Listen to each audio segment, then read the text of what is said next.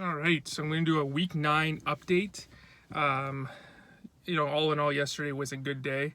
I'm doing these videos like random places, so either my car or just at my place, depending on when I have a spare minute. Um, but yeah, I'm just waiting to get into it to the gym. We have to book an appointment still here in Canada, which is fine. But I mean, it's kind of inconvenient when you have to, kill time after work or whatever. Miss the days when you can just freely do what you want when you want. Yeah, I don't know. If any of my subscribers are American, let me know. Like, are gyms just like open? I know like California is a cesspool of everything over there, and I think they're closed. But just in general, like, in the states that you're living in, like, what are the gym situations like? Because I feel like the quote unquote new normal is our Canadian government likes to say, which is one of the many dumb things that they say throughout the day. But this cannot be a normal. I mean, I'm booking a gym appointment here. Like, what are we doing? Like, holy. Anyways, little rant. Week 9 update. So it was a good week. I went 2-1 with my picks. So the Ravens. My favorite one was Minnesota. So that one came through. Weird. Weird one. Stafford ended up. I didn't watch any of that game, but Stafford, I guess, played. So I thought he had COVID, but apparently it was just a COVID scare. So that's why they weren't sure if he was going to play. Apparently he had COVID. Well, he had COVID back in August because he tested positive, and then they tested him a few times over the next few days, and he tested negative over and over again. So it was technically a false positive. So you can imagine how many false positives are around the world right now. We call it a COVID case, but whatever. So he didn't have COVID. I don't know. It was a scare. It was another COVID scare, right? Welcome to 2020. So he played, but I mean, I think it worked out all right because if anything, it worked to your advantage if you took Minnesota because he wasn't practicing. He was kind of out of rhythm the whole game. Even he said it. So, hey, you know what? Hope for guys that have COVID scares and then just bet the other team. I mean, seems like a good way to handicap games this year. But Minnesota rolled. I mean, like I said, I didn't watch the game, but looking at the scores, they were always up by double digits. So it was good. So got that one right. The Ravens and Seahawks, like I said, I was hoping just to get one of those. Obviously, at least one of those right. Hoping to get both. But I mean, it was those ones are tough because I felt like there were a couple of public teams. But Baltimore, like I said, that game, we learned a lot about Baltimore and Indianapolis. And so we learned that Baltimore, they're still going to beat up on some pretty good teams. And they had to win that game just to keep pace with Pittsburgh. I mean, Pittsburgh had some trouble against Dallas yesterday, but I mean, they're still undefeated and haven't already beat Baltimore. Baltimore could not lose any more ground in that division. So good for them for winning. Their defense, like I said, Indy hasn't really faced a really good defense this year. Baltimore was one of them, and they couldn't do much. They couldn't score many points. The Ravens offensively did enough, and I think it was a good pick on to be on the Ravens for that game, just because it was kind of a statement for the Ravens to come out, go on the road, and kind of not beat up, but have a confident win against a playoff team. So we learned that Baltimore can still beat up on these good teams. We'll see what they can do against the elite teams. And we learned, against Indy as well. We learned a lot about the Colts, being that they're not an elite team. They're a playoff team, no question. They're a good team, there's no question. But are they, top-notch team?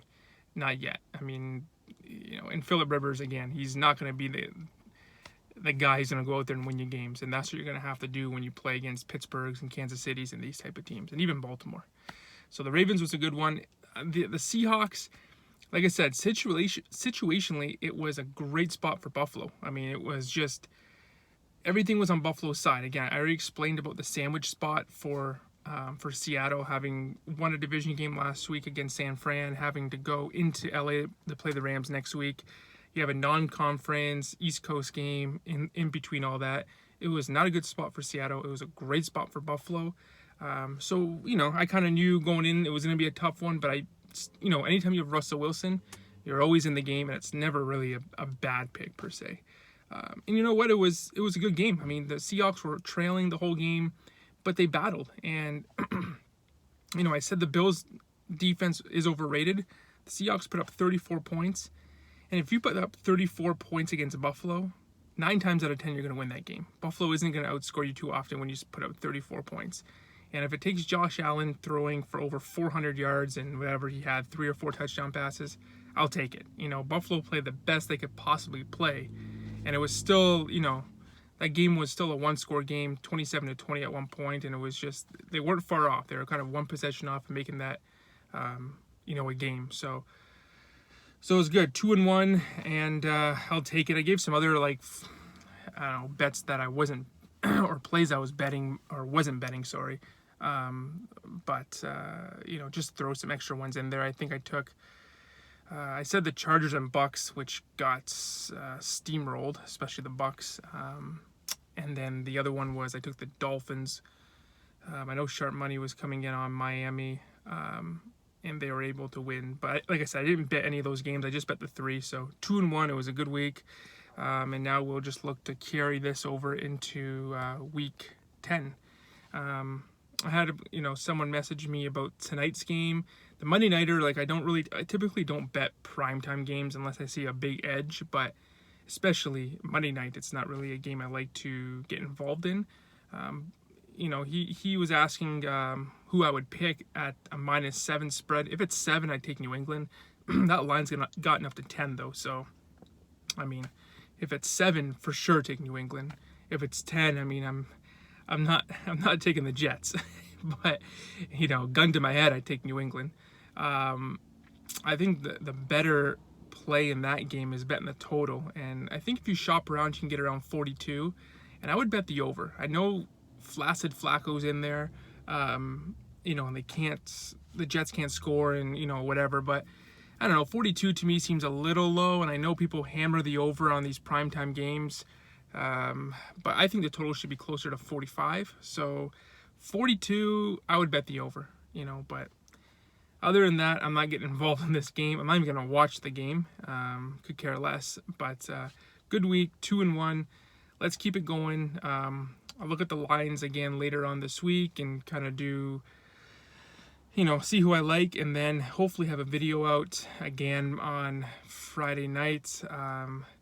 If not Friday, Saturday the latest. But I like to have them in by Saturday night Friday night if I can. All right, so that's the update for week 9. Good week.